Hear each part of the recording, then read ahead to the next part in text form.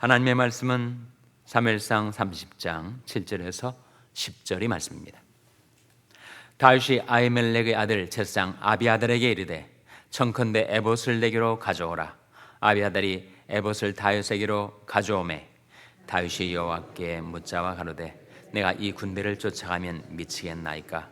여호와께서 대답하시되 쫓아가라. 내가 반드시 미치고 정령도로 찾으리라. 이에 다윗과 그와 함께한 600명이 가서 부솔 시내에 이르러는 뒤떨어진 자를 거기 머물렀으되 곧 피곤하여 부솔 시내를 건너지 못하는 200인을 머물렀고 다윗은 400인을 거느리고 쫓아가니라. 아멘. 할렐루야. 서로의 평강의 복을 기원하는 마음으로 샬롬 인사 나누시기 바랍니다. 샬롬. 샬롬. 오늘도 월요 새벽 기도에 잘 나오셨습니다. 아침에 새벽 기도 나오는데 시간이 5시 반쯤 됐는데 날씨가 왜 이렇게 환한가 생각했더니 이제 하지 6월 20일 하지를 향해서 가고 있으니 정말 낮이 가장 긴 계절입니다. 아주 천지가 환할 뿐만 아니라 날씨도 6월달 들어서까지 그렇게 쌀쌀하고 춥더니만 이제는 확 풀려가지고 이제 여름이 봄을 별로 거치지 않고 여름으로 진입하는 게 아닌가 싶을 정도로 온도도 많이 높아졌습니다. 월요일 새벽 기도에 잘 나오셨습니다. 우리가 읽은 말씀에 보면 다윗이 아말렉 군대를 쫓아가리까 말리까 하나님께 여쭙고 하나님의 인도하심, 하나님의 지도하심을 받는 장면을 우리가 발견하게 됩니다. 7절 말씀 같이 읽겠습니다. 7절 말씀 시작. 다윗이 아히멜렉의 아들 제사장 아비아달에게 이르되 청컨대 에봇을 내게로 가져오라. 아비아달이 에봇을 다윗에게로 가져오매 다윗이 아비아달 제사장에게 뭘 가져오라고 했습니까? 에봇을 가져오라 했는데 에봇이 뭐죠? 에봇은 제사장이 입는 옷입니다. 네, 하나님의 인도하심을 구하면서 왜 에봇을 가져오라고 했을까? 에봇에는 무엇이 달려있기 때문에? 에봇에는 우림과 둠밈이 달려있기 때문에. 우림과 둠밈이 뭔가? 제사장이 입는 에봇 앞에 이 흉패를 붙였어요. 판결 흉패를 붙였는데 그 판결 흉패에는 12지파를 상징하는 12보석도 있고 우림과 둠밈이 있었습니다. 그래서 우림과 둠밈을 통해서 하나님의 뜻을 깨닫고 하나님의 인도하심을 받는데 종종 에봇이 쓰임을 받았어요. 다윗이 여러 차례 하나님의 뜻을 구하면서 에봇을 가져오라 하는 장면이 성경에 나타나는데 그 우림과 둠밈을 조금 더 살펴보겠습니다. 출애굽기 28장 30절 한번 펴보세요. 출애굽기 28장 30절. 출애굽기 28장 30절은 구약성경 125면입니다. 구약성경 125면. 구약성경 125면 출애굽기 28장 30절 말씀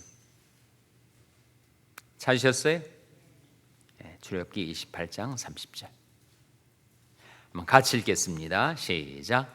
너는 우림과 둠밈을 판결 흉패 안에 넣어 아론으로 여호와 앞에 들어갈 때 그 가슴 위에 있게 하라. 아론이 여호와 앞에서 이스라엘 자손의 판결을 항상 그 가슴 위에 둘지니라. 너는 무엇과 무엇을 판결 흉패 안에 넣으라 했습니까? 우림과 둠밈이 나오죠. 우림과 둠밈. 그러니까 에봇이 있고 에봇 앞에 거는 흉패, 판결 흉패라고도 하는 흉패가 있고 그리고 흉패 앞에 우림과 둠밈이 있었어요. 근데 우림과 둠밈에 번호가 붙여져 있는 성경을 가지신 분들이 계실 거예요. 몇 번이 붙여 있습니까? 1번, 2번 이렇게 붙여 있지 않아요? 그럼 밑에를 보세요. 각주에 보시면 1번, 2번에 해당되는 것이 뭐라 나옵니까? 빛 그리고 완전함 그렇게 나오잖아요. 그러니까 우림과 둠밈의 뜻은 빛과 완전함이다. 영어로는 lights and perfections 그렇게 나옵니다. 그러니까 우림과 둠밈은 빛과 완전함이란 뜻인데, 빛은 바로 계시를 말하죠. 그리고 완전함은 진리를 말합니다. 그래서 우림과 둠밈은 바로 하나님의 뜻을 발견하는 데 있어서의 계시와 진리를 가리킨다. 그렇게 이해를 하시면 됩니다. 그런데 실제로 하나님의 뜻을 판별하는 데 있어서 이 우림과 둠밈이 어떻게 작용했는가, 그것에 대해서는 잘 알려져 있지 않습니다. 두 가지 해석이 있어요. 추정입니다만 하나에 따르면 이 판결 흉패 앞에 있는 우림과 둠밈을 가지고 제비를 뽑듯이 지금 쫓아가리까 말리까 질문을 하고 있잖아요. 그 질문에 대해서 우림을 뽑으면 쫓아가라, 둠밈을 뽑으면 쫓아가지 말라 하듯이 제비를 뽑듯이 우림과 둠밈을 사용해서 하나님의 뜻을 분별하는 것이었을 것이다 라고 하는 것이 첫 번째 추정입니다. 우리가 이미 사무엘상에서 봤듯이 지금 사울 왕과 요나단이 사울 왕이 블레셋과의 싸움에서 맹세로 뭔가를 묶어놨습니다. 일체 그 족속을 다 멸하기까지 아무것도 입에 대지 말라, 입에 대는 자는 죽으리라 맹세로 군사들을 다 묶어놨어요. 그런데 그 말을 듣지 못했던 요나단이 지팡이로 꿀을 찍어가지고 맛을 봤을 때 눈이 밝아졌단 말이에요. 기력이 소생되었다는 거죠. 그 일을 놓고 사울 왕이 하나님께 여쭈었을 때 하나님이 일체 대답하지 않으셨습니다. 그러자 사울 왕이 도대체 누구에게 이 문제에 책임이 있는가 한번 밝혀내자. 그래서 자기와 요나단은 한편에 서고 이스라엘 백성들은 다른 편에 서고, 그래서 제비를 뽑았더니 사울과 요나단 그룹에 문제가 있는 것임을 알게 되었어요. 그러자 또다시 사울과 요나단 사이에 누가 문제인가 한번 뽑아보자 했더니 누가 뽑혔습니까?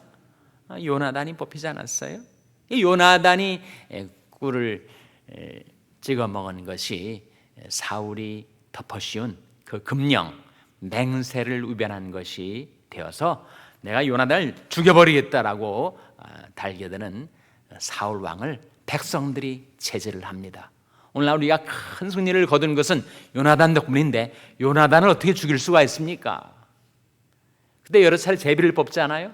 그러니까 우림과 둠밈을 사용해서 어디에 하나님의 뜻이 있는지, 어디에 계시가 있는지를 분별하는 방식으로 우림과 둠밈이 작용했을 것이다. 그래서 한 가지 해석이에요.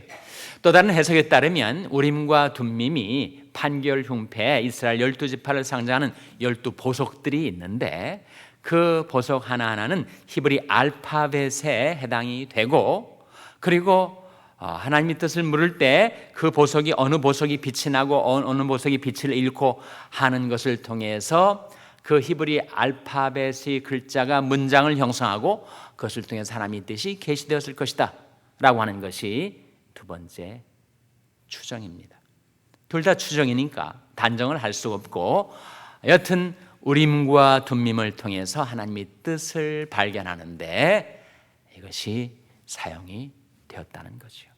그래서 오늘 본 말씀으로 다시 돌아와서 지금 아말렉이 시글락을 침공을 했습니다. 그래서 시글락 성을 불태우고 모든 재산을 다 빼앗아가고, 더군다나 다윗의 일행 600명의 처자식들을 전부 생포해서 전쟁 포로로 노예로 쓰려고 다 산채로 잡아갔단 말이에요. 그래서 지금 다윗이 에봇을 가져오게 한 다음에 하나님께 여쭙습니다. 8절 말씀이죠. 사무엘 30장 8절 말씀 같이 읽겠습니다. 시작.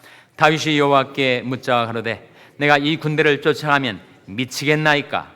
여호와께서 대답하시되 쫓아가라. 내가 반드시 미치고 정령도로 찾으리라. 하나님께 여쭈었더니 하나님께서 이렇게 확실한 계시로 다윗을 인도해 주신 것입니다. 쫓아가라. 내가 반드시 미치고 정령도로 찾으리라. 그래서 하나님의 인도하심을 따라서 다윗이 아말렉 군대를 맹추격하고 결국은 다 도로 찾아오죠. 우리 삶 속에서도 이렇게 좀 확실한 하나님의 인도하심, 지도하심이 우리에게 있었으면 좋으련만, 내가 어느 진로로 행해야 할지, 또 내가 어느 직장으로 들어가야 할지, 우리 삶의 기로에서 고민하고 갈등할 때 우리에게도 이와 같은 하나님의 인도하심이 나타났으면 얼마나 좋겠습니까? 그 길이 있다는 거예요. 다윗에게는 에봇, 우림, 둠밈이 바로 그 방편이 되었지만 우리에게도 세 가지 하나님의 인도하심을 따르는데 우리 편에서 행해야 될 세 가지 길이 있으니, 첫째로 기도로 물으라 하는 것입니다. 지금 다윗이 묻고 있지 않아요? 하나님 어떻게 하리까? 라고 묻고 있습니다. 아무것도 염려하지 말고 오직 모든 일에 기도와 간구로 너희 구할 것을 감사함으로 하나님께 어떻게 하라고요? 아뢰라. 아뢰야 됩니다. 기브온 거민이 이스라엘 여호수아와 이스라엘 지도자들을 속일 때 이스라엘 지도자들이 큰 실책이 뭐였느냐면 그들이 하나님의 입에 묻질 않았어요. 하나님께 묻질 않으니까 하나님의 인도하심을 못 받고 만 거죠. 우리 하나님의 인도하심을 따르려 할 때 맨 먼저 중요한 것은 기도로 하나님께 여쭙는 것입니다. 하나님 어떻게 해야 되겠습니까? 일단은 물어놓고 하나님의 인도하심을 기다려야지, 묻지도 않고 그냥 자행자제하면 낭패를 당할 수밖에 없는 거죠. 먼저 아뢰라. 기도로 물으라. 둘째는 말씀을 보라 하는 것입니다. 너희는 길에 서서 보며 옛적 길, 곧 선한 길이 어딘지 알아보고 그리로 행하라. 너희 심령이 평강을 얻으리라. 길을 찾는데 지도책이 필요하듯이 우리 인생길을 찾는데 성경책이 필요한데, 너희는 길에 서서 보며 옛적 길, 곧 선한 길이 어딘지 알아보고 그리로 행하라. 오늘 같은 21세기를 살아가는데 무슨 옛날 책, 성경책을 고리타분하게 볼 필요가 있는가? 여러분, 세월이 바뀌어도 하나님의 말씀은 변치 않고 우리 갈 길을 나타내 보여줍니다. 그것은 오래된 길, 옛적 길인 것처럼 보일지 몰라도 그것은 선한 길입니다. 옛적 길, 그 선한 길이 어딘지 알아보고 그리로 행하라. 우리 인생의 세세한 길은 잘 몰라도 말씀을 통해서 우리가 가야 될 큰 길은 발견하게 되죠. 하나님의 뜻이 무엇일까를 찾을 때 하나님의 뜻은 이것이니 너희 거룩함이라.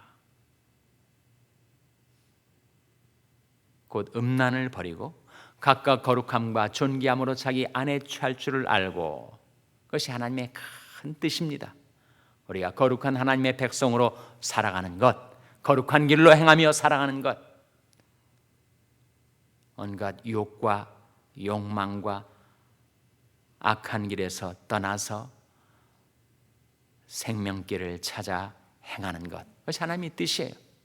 하나님의 뜻은 무엇인가? 항상 기뻐하라, 쉬지 말고 기도하라, 범사에 감사하라. 이는 그리스도 예수 안에서 너희를 향하신 하나님의 뜻이니라. 불평과 원망 대신 감사 찬송하며 범사에 하나님을 신뢰함으로 믿음으로 감사하며 살아가는 것이 하나님의 뜻이에요. 내 아버지의 뜻은 아들을 보고 믿는 자마다 영생을 얻는 이것이니 내가 마지막 날에 그를 다시 살리리라. 하나님의 뜻은 우리가 예수를 전파해서 말로, 삶으로 예수를 보여줘서 세상 사람들이 하나님의 아들을 보고 믿고 영생을 얻게 되는 것이 하나님의 뜻이라 하셨어요. 새 계명을 너에게 주노니 서로 사랑하라. 내가 너를 사랑한 것 같이 너희도 서로 사랑하라. 사랑의 새 계명, 그것이 하나님의 뜻의 집약입니다. 그래서 우리가 구체적인 우리 삶의 세세한 길을 모르더라도 우리는 성경 말씀을 통해서 내가 가야 될 인생의 큰 길들, 여러분 샬롬교를 찾아올 때 세세한 길은 아직 몰라도 큰 길 110번, 405번, 91번 이런 큰 길들을 먼저 찾아내고 그 다음에 조그만 골목길까지 찾아와서 목적지에 도달하는 거 아니에요? 성경에 큰 우리가 걸어가야 될 인생의 길들이 나와 있습니다. 거룩한 길, 감사의 길, 전도의 길, 사랑의 길, 그것이 우리가 걸어갈 길이란 말이죠. 그 다음에 구체적으로 내 인생의 문제에 있어서 어떻게 하나님의 뜻을 발견하는가, 성령의 인도를 따르라 하는 거죠. 주의 신이 선하시니 나를 공평한 땅에 인도하소서. 다윗은 그렇게 기도했습니다. 성령께서 우리를 인도하실 때 우리 마음과 생각을 주장하세요. 그리고 우리가 살아가는 삶의 환경과 조건을 변경시키십니다. 그래서 내가 이 구체적인 내 삶의 진로를 놓고 하나님의 인도하심을 구할 때 성령께서 어느 쪽으로 내 마음과 생각을 기울이시는가를 잘 살피라는 거죠. 그리고 어디에 내가 걸어갈 길이 열리고 문이 닫히는가를 자세히 살피라는 것입니다. 너는 마음을 다하여 여호와를 의뢰하고 내 명철을 의지하지 말라. 너는 범사의 그를 인정하라. 그리하면 내 길을 지도하시리라. 세 가지. 다윗에게는 에봇과 판결 흉패와 우림과 둠밈이 있었지만 우리에게는 첫째로 기도로 물으라, 둘째로 말씀을 보라, 셋째로 성령의 인도를 따르라. 그래서 하나님의 인도하심을 따라 살아가는 저와 여러분 될 수 있기를 주님의 이름으로 축원합니다. 기도하시겠습니다. 오늘 말씀 기억하면 하나님, 저희들도 기도로 묻고 말씀 보고 성령의 인도를 따라 행하게 하여 주시옵소서. 기도하시기 바랍니다. 우리 자녀들을 위해서 기도할 때 하나님, 저희 자녀들이 갈 길 몰라 방황할 때 주님께서 붙들어 주시고 이끌어 주셔서 선한 길, 평강의 길로 인도하여 주시옵소서. 자녀들을 위해서 기도하시기 바랍니다. 병세 연약한 지체들을 위해서 기도해 주시기 바랍니다. 주님이 그들과 권능의 손으로 붙들어 주시고 일으켜 주시고 회복시켜 주시옵소서. 위하여 기도해 주시기 바랍니다. 우리 샬롬교회를 위해서 기도할 때 하나님, 저희 샬롬교회가 기도와 말씀과 성령으로 하나님의 인도하심을 받아 행하는 교회가 되게 해달라고 기도해 주시기 바랍니다. 여러분의 생업을 위해서 기도하시고 한국 맹인교회 이경철 목사님을 위해서 기도해 주시기를 바랍니다. 오는 주일에 있을 장로 선거를 위해서 기도해 주시고 부목사 청병을 위해서 기도해 주시기 바랍니다. 하나님, 저희들을 성령으로 충만케 하여 주시옵소서. 이런 제목들로 우리 합심해서 기도하겠습니다.